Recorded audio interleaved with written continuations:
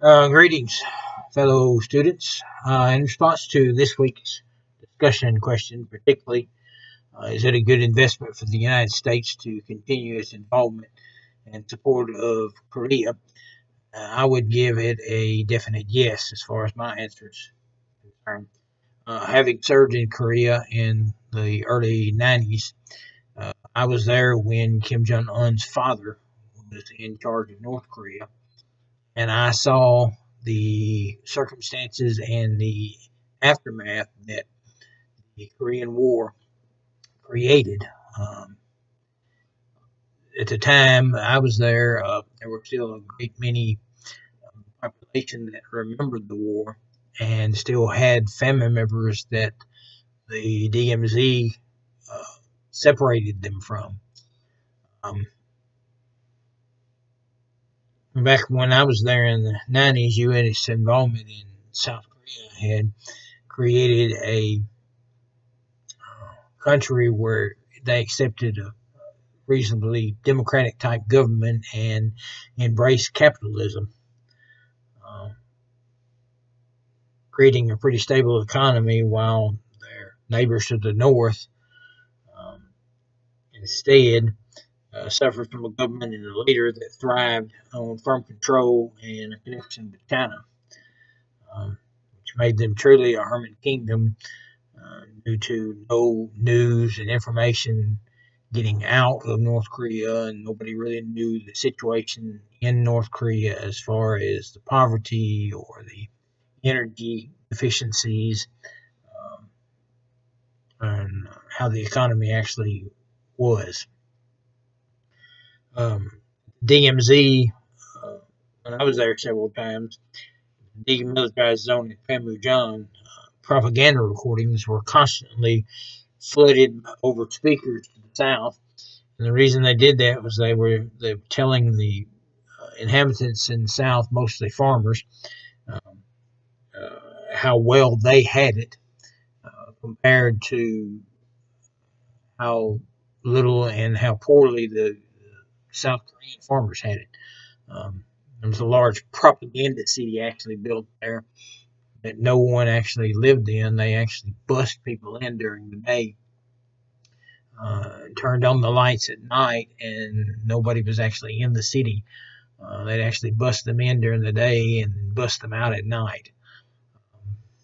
And their intent, the North's intent, was to try to convince the South Korean people that they had it better economically than South Korea did. Um, the Kim regime ruled with an iron fist, and it created a situation where the constant threat of war and destabilization of the region, especially with nuclear threat, occurred in.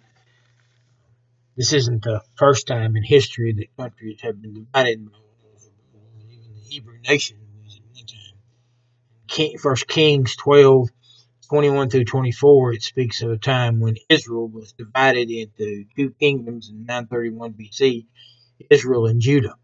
Um, First Kings 12:21 through 24, Rehoboam, the son of Solomon, who ruled Judah, mustered 180,000 men, mostly from the tribe of Judah or tribe of Benjamin, to conquer Israel.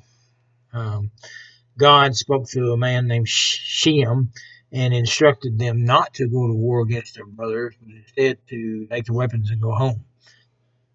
Israel and Judah's separation lasted for over 200 years. Syria um, invaded them, I think, in 732 BC. Um, in Germany, in East and West Germany, unified after the fall of the Iron Curtain, families that had been separated for years were reunited, but West Germany was also saddled with East Germany's debt and poor economy. I believe the same thing would happen upon the reunification of Korea, although there's a huge amount of support within the Korean nation for it, both old and young. Um, I believe the same thing would happen the reunification of the Koreas um, without the U.S. involvement in other diplomatic and um, democratic capitalist countries like Japan. I believe that Korea's economy could become destabilized uh, if they had to do the same thing that Germany had to do with North Korea's economy.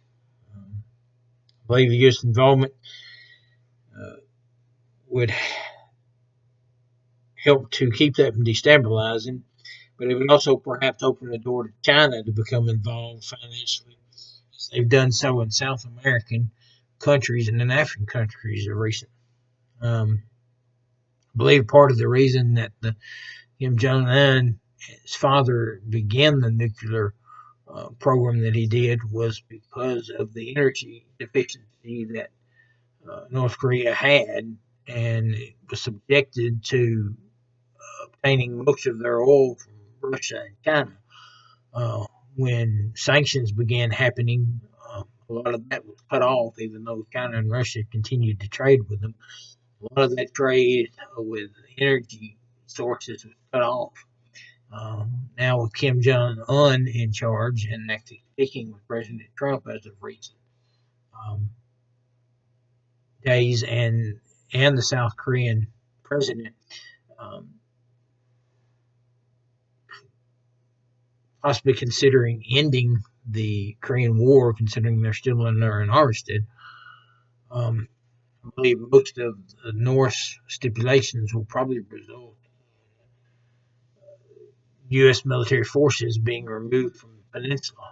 I believe there's actually a portion in the charter that actually states that for the reunification process to commence, that U.S. forces would have to be removed. That's probably not going to happen. Our government's probably not going to let that happen. And I believe in doing so, I believe if the United States would actually end their involvement with Korea, I believe that would indeed financially destabilize South Korea. South Korea's economy is pretty stable and a pretty decent economy when I was there. And I seriously believe that without the U.S.'s involvement, I seriously believe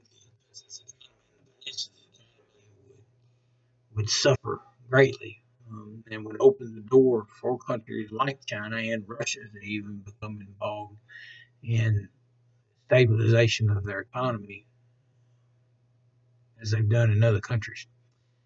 Tell me what you think and have a great day.